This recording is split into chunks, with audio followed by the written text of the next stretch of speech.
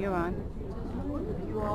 Ladies and gentlemen, my name's Mark Pulver. I'd love to thank each and every one of you for showing up today for this event. I'm glad to have everybody here. Okay, as you know, everybody in life has a story that they want to tell.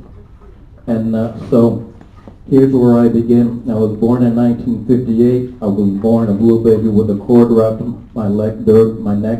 During the time, I've had some problems growing up as an infant. I wasn't developing at the same rate of speed other infants were, so I was just taken to different doctors, and it's just like, let's wait and see what happened. Then at the age of 8, I was more still like an infant. I really have not developed any motor skills, speech skills, so I was taken to the best doctors in the world at Johns Hopkins in 1968.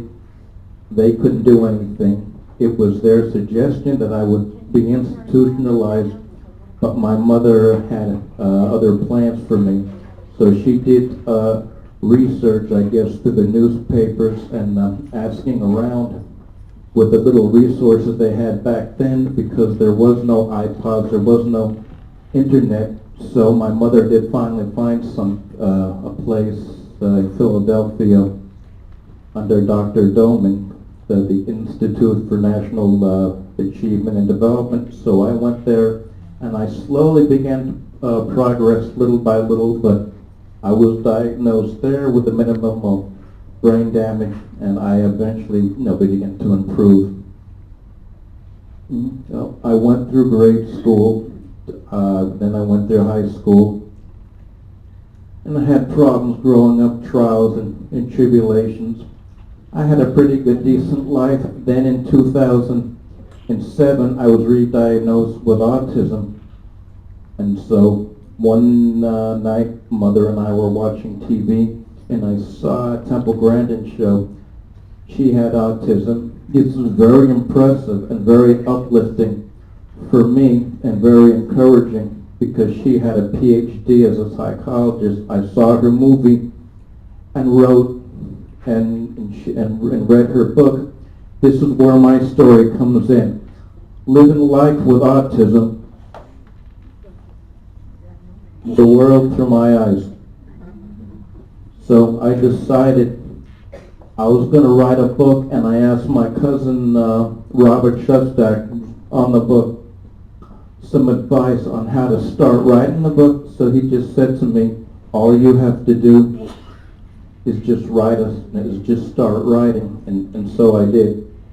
So I just, and my story is, don't let autism overtake you. Overtake autism. You can do it through the world through your own eyes.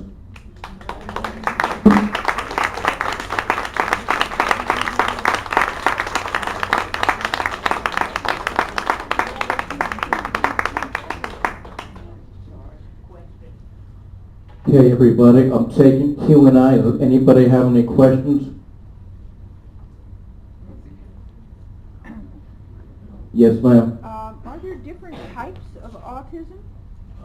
Yes, ma'am, there are. Every type is different. Every individual functions at a different rate of speed. No, nothing is the same. So, with your training that you had, were you talking before? Were you talking?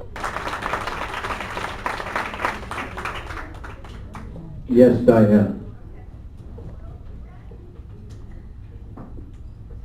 Mark, you never told me that was a dream of yours, to be an teacher's assistant. You like the cooking. So we'll have to explore that, okay? Because we might have some leads for you. I've had the pleasure of knowing Mark as a participant in our support group for adults with autism. And I think he's been really an inspiration to everybody in our group for this huge accomplishment. And I know you're looking for more speaking opportunities. So I was talking to some of the people in the community. We've been doing things like law enforcement training for police officers about autism. So I wanted to encourage you to follow up with me so we can schedule you to be a featured speaker for some of those kind of trainings. I think it's wonderful to have so many of your friends and people, I assume Premier Key Biscayne, come to learn about your accomplishments, and congratulations. Thank you, Diane. Do I have any more questions?